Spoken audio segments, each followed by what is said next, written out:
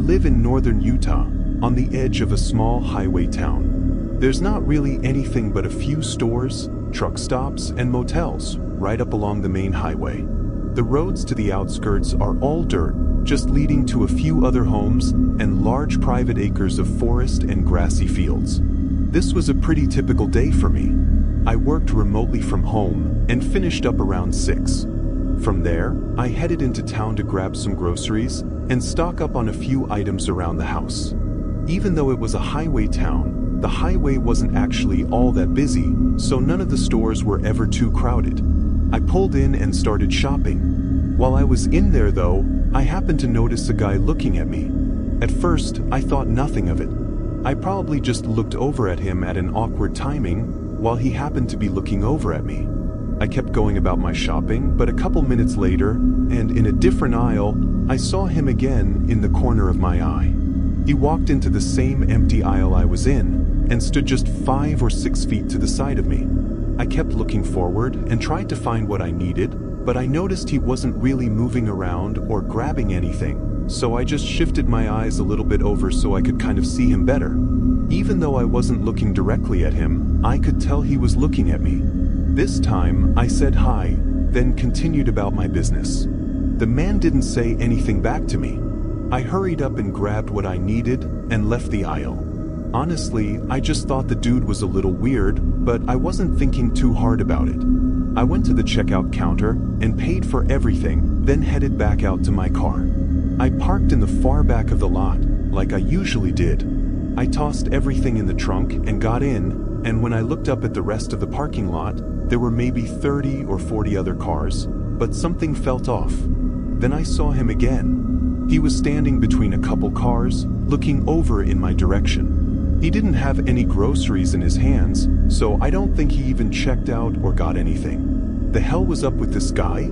Probably some creepy trucker, running on 2 hours of sleep or something. I pulled out of the parking lot and started heading home. The sun was mostly down by now, so the empty dirt roads were dark and quiet. I parked out front and brought in the first couple bags of groceries. While putting that stuff away, I got a little sidetracked by a phone call from my dad, but eventually I got back to it and headed back outside to my car to grab the rest of the groceries. When I did, I saw something. I had to squint and let my eyes adjust to the dark for a moment, but far out and kind of off the side of the dirt road, there was a truck. Its lights were all off. I could only see the general shape of it, silhouetted by the night sky. I own just under 40 acres of land, so where that truck was on my property. It definitely wasn't there when I drove home, and if it was just turning around or lost, why would it be parked with no lights on? I slowly walked up to my car and got my groceries out, keeping an eye on the truck the entire time. The best possibility I could think of was that it could be just some regular driver that pulled off the highway and thought that this empty land would be a good place to sleep instead of paying for a motel. Even though it was on my property, I wasn't going to make a fuss if I didn't have to. You never know who could be in there or what they might do. I went back inside. After tossing the groceries away, I opened up the curtains on the front of the house, just so I could keep an eye out there. Over time, say the next hour or so, I felt less and less nervous about it, and thought that it was almost surely a driver sleeping. Still strange, but harmless. I spent another hour in the living room, watching a show, and never saw the truck move. It was getting late, so I closed the curtains and went upstairs to get in bed. I think I fell asleep pretty quickly. However, in the middle of the night, I woke up having to use the restroom. I never checked the time, but I think it was probably 2 or 3 a.m. I got up, half asleep, and walked across the bedroom floor and into the hallway where the bathroom was. As soon as I opened the door, I heard a creak downstairs. I'd never heard that happen before. I listened for a second, then closed and reopened the door to see if it happened again, but it didn't. I walked to the end of the hallway and looked down the stairs. It was all dark down there, only a small amount of moonlight coming in from the kitchen windows. But there was something in that downstairs hallway. I could see a shadow moving ever so slightly on the side of the wall.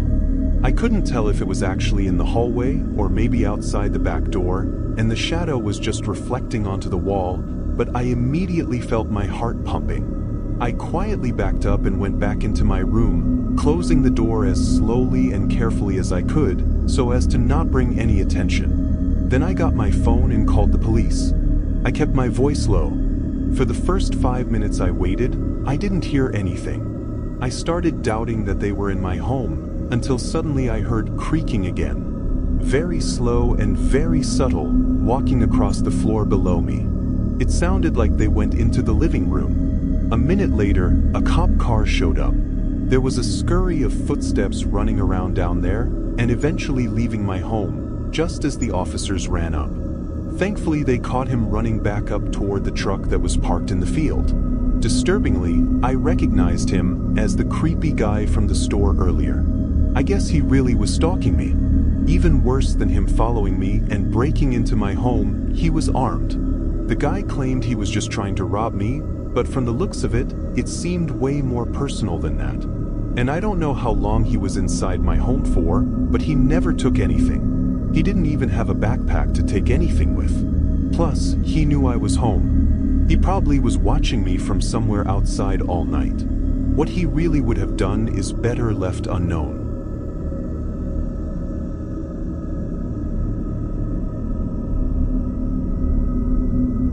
This was during a road trip last summer.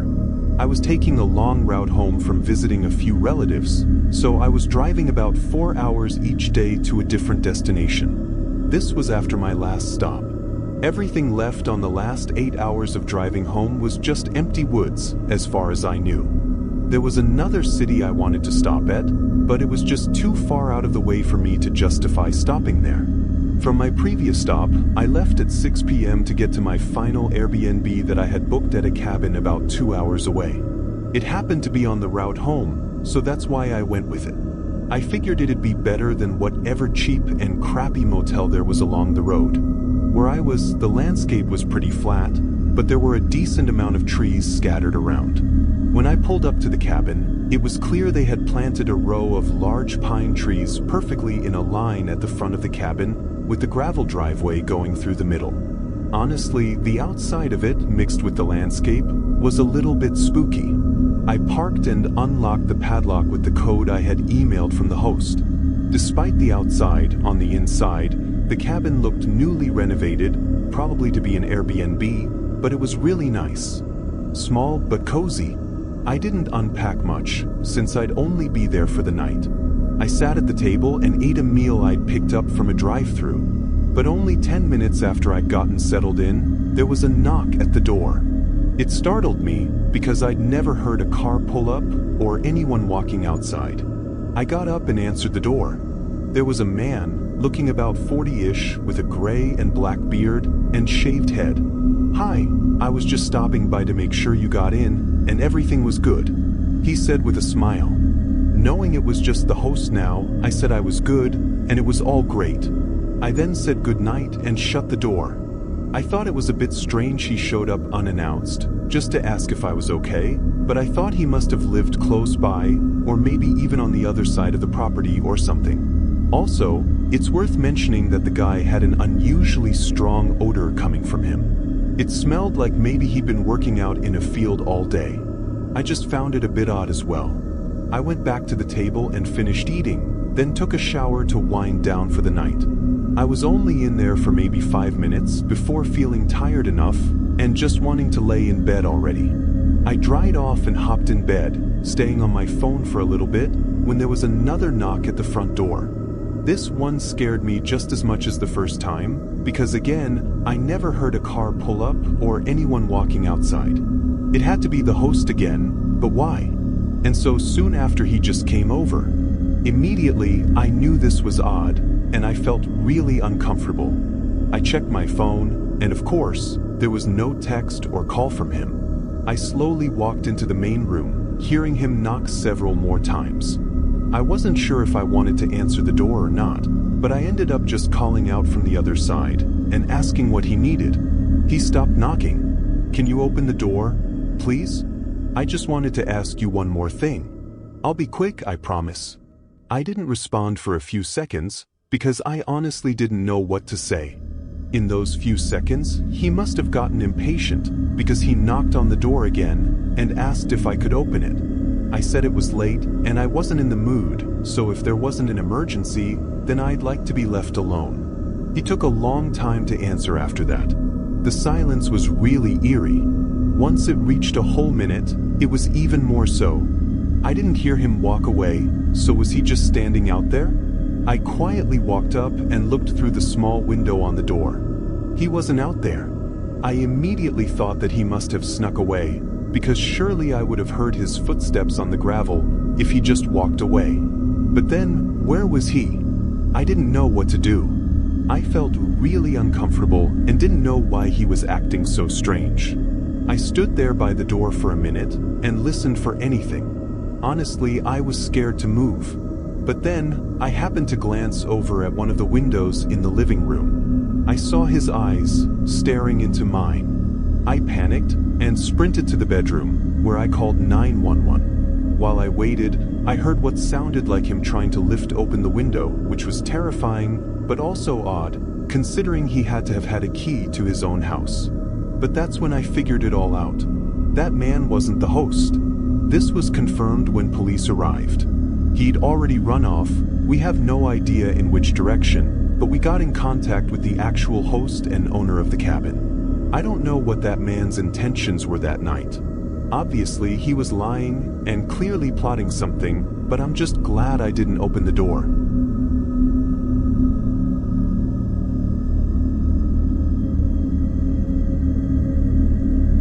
It was spring break.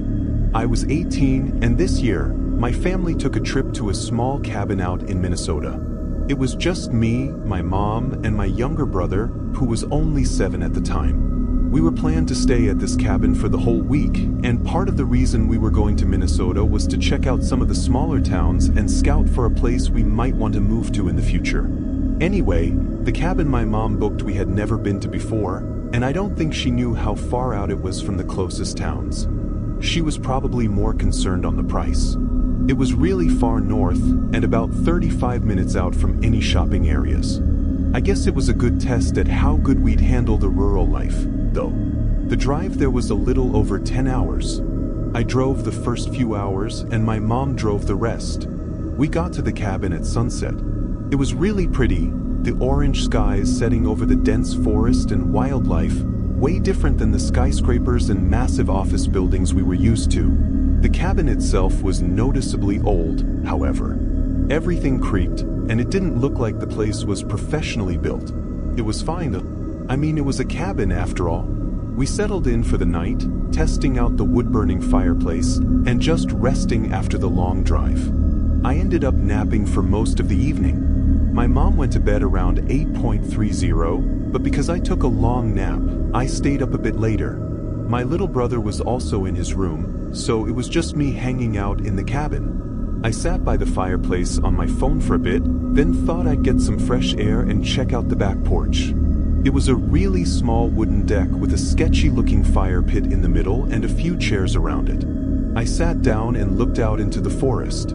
The night was really quiet, no cars or busy streets, just the occasional bird crowing in the distance and the trees rustling in the wind. I loved it. Being further up north, though, it was a bit more chilly than I expected.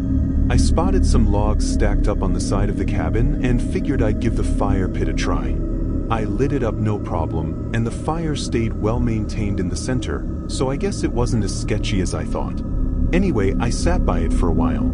I never get to do this sort of thing, so I just soaked it all in. After about 30 minutes of being outside, there was a very sudden and just completely out of nowhere sound from within the forest. Honestly, I had no clue what it could have been, but I did think that the way it sounded and echoed through the trees was kind of like an axe chopping into a tree or wood. It was only one sound, though, and I didn't think it was really possible for anyone to be out here near us. It was pitch black out there, so I couldn't see anything, but whatever it was, it sounded pretty close. As I stayed out there for the next 5 minutes after hearing the sound, I felt my nerves building up a little bit, just this uneasy feeling that ruined the peacefulness from before. I ended up snuffing out the fire pit and heading back into the cabin. From the sounds of it, my mom and brother were asleep already. I still wasn't all that tired.